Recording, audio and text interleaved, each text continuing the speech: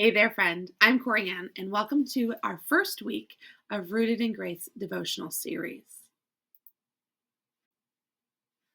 This week, we're talking about the trap of people pleasing. So grab your coffee, pause your to do list for just a few minutes, and let's open our hearts to a little truth, a little encouragement, and a whole lot of grace.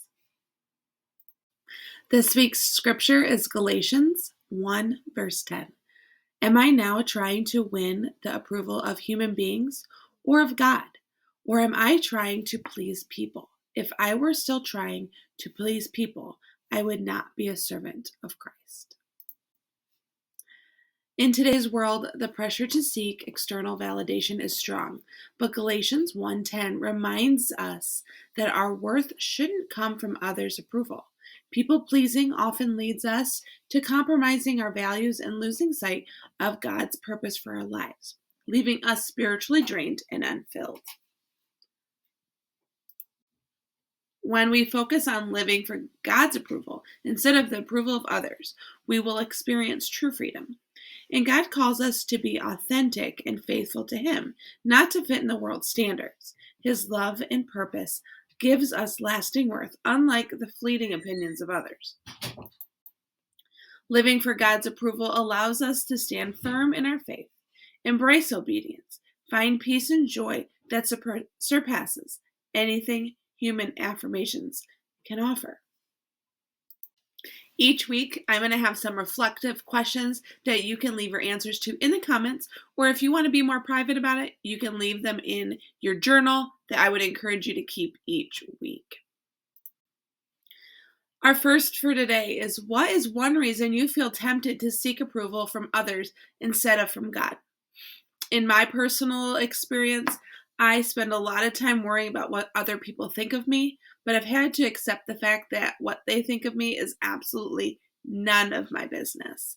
And what God thinks of me is far more important than anything that my friends or my family or the public might think of me.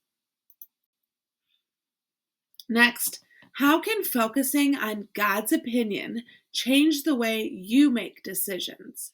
So often we make decisions based on what other people think of us or what we think other people will find to be most important.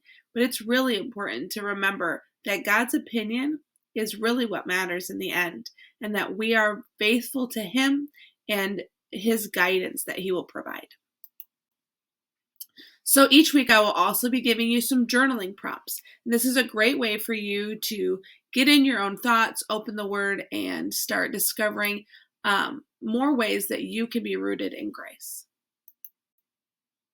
So think of a time when you said yes to something even though you felt God's nudge to say no. How did it affect you? So we often say yes because we just don't want to disappoint someone else.